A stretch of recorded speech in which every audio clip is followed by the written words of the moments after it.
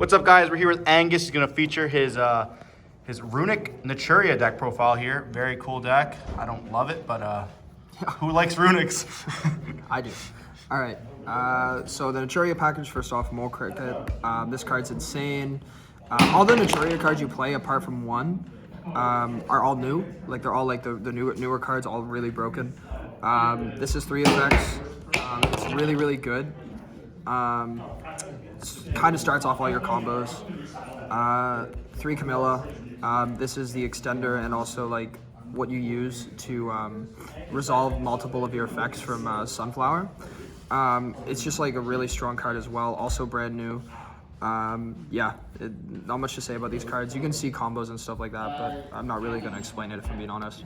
And then last Naturia monster one, Sunflower. This is your monster negate. Yeah, it's just really good.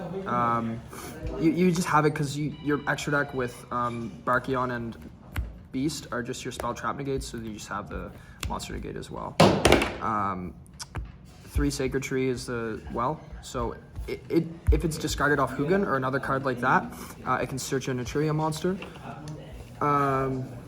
Yeah, it just adds any Naturia to hand.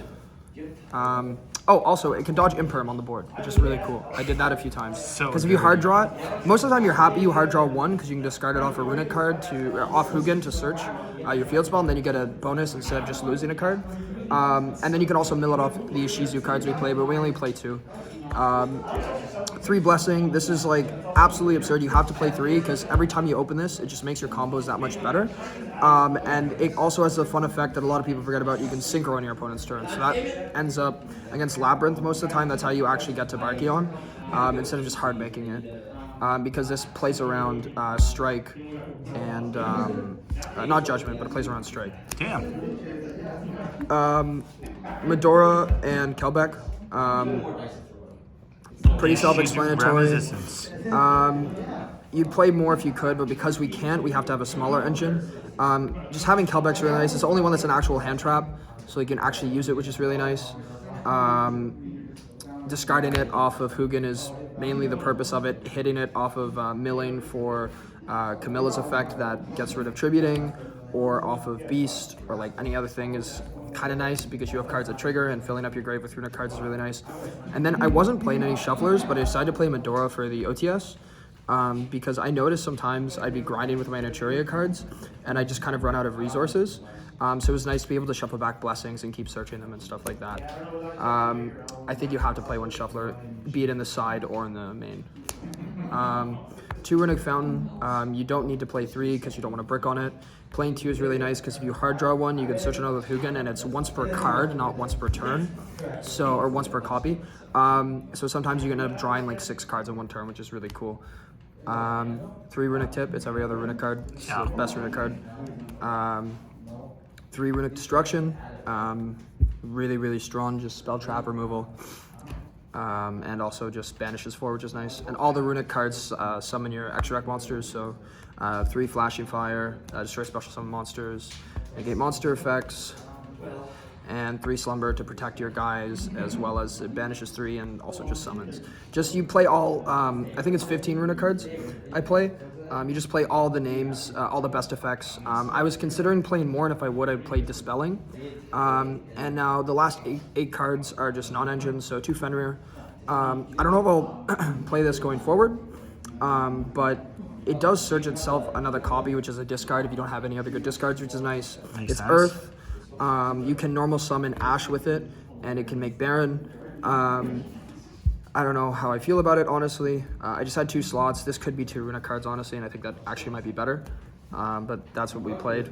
3 Ash Blossom and 3 Evenly is my non-engine. The deck actually doesn't actually have a lot of room for non-engine, which is really unfortunate. So I wanted to have like some really impactful ones. Ash is just really good against Despia, and also just generically really good, so it's pretty applicable to most matchups. In game 1, you want to have the most widespread coverage.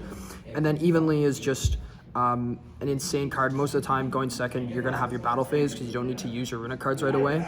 Or you can activate them in the battle phase in chain or whatever if you have to. But it seemed to be the most impactful going second card in the majority of matchups on its own. An even 40? Yeah, even 40. Yeah, Is there you, anything you can't would, play more. what would you change if you weren't playing Runics? Like I know some people like love the Naturia stuff. Honestly, I don't know, because my main motivation for playing this was the Runick cards, not the Naturia cards. Man's going for the glue. The main reason I liked it was because you can play the fusion monsters in this with the Runick cards, and they are more applicable than just bodies you just summon out. Like you can use them to synchro and things like that with the Naturia cards. That's very fair. For the Naturia synchros, I just played Beast and Barkion. Beast is insane. Your normal end board will end with this, Sunflower, and a way to recur it twice, which is really nice in case they deal with it.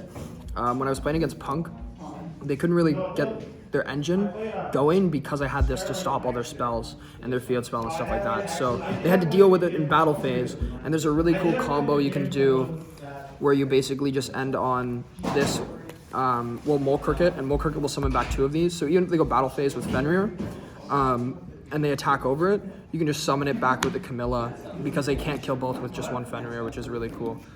Camilla's an actual insane card. Camilla's like actually absurd. And then Barkion because of Labyrinth.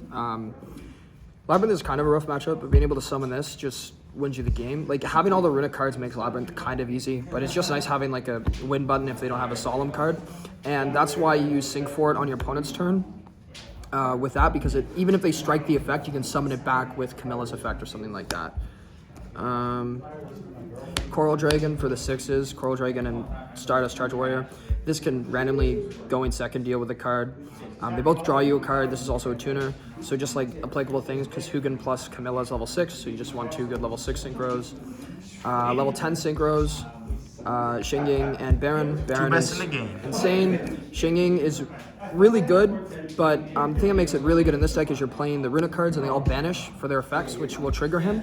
So you can like kind of trigger him whenever you want if you have the Runick cards.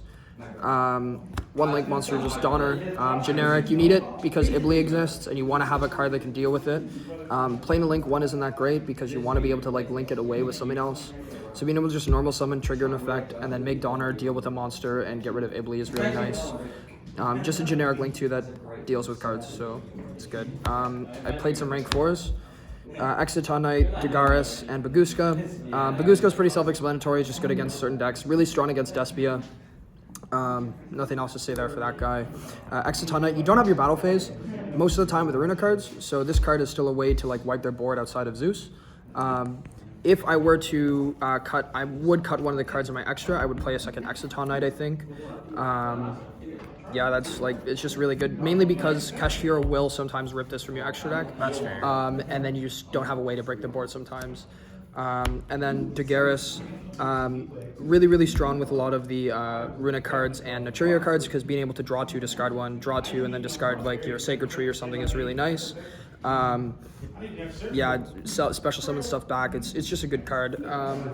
And this is how you make your rank 4s.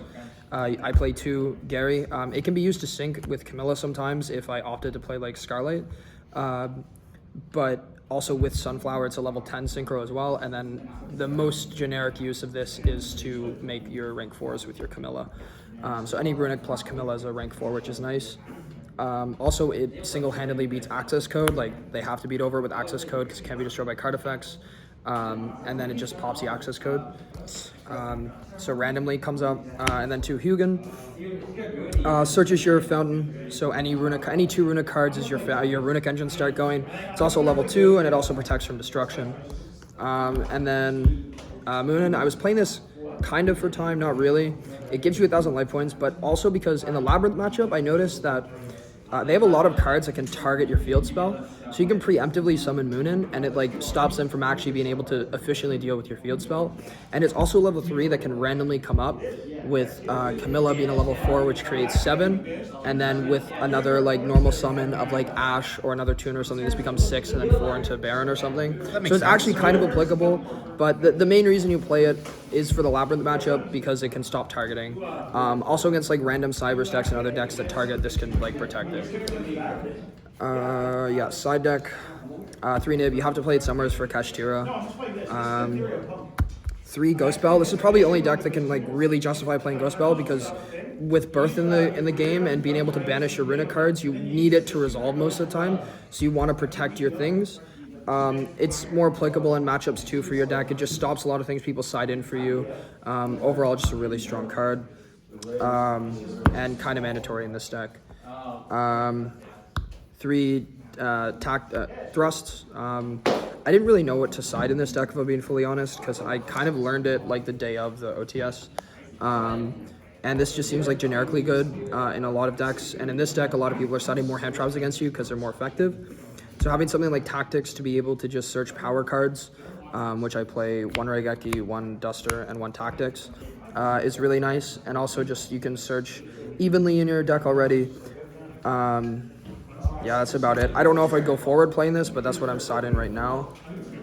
No D barrier? No D barrier. Book of Eclipse is the last card. Fair enough. Funnily enough, the effect to draw is actually useful in your deck sometimes. Make your opponent like draw 4 cards and then deck them out with the Runick cards afterwards, which is really nice. It's random, but it does actually come up, which is cool.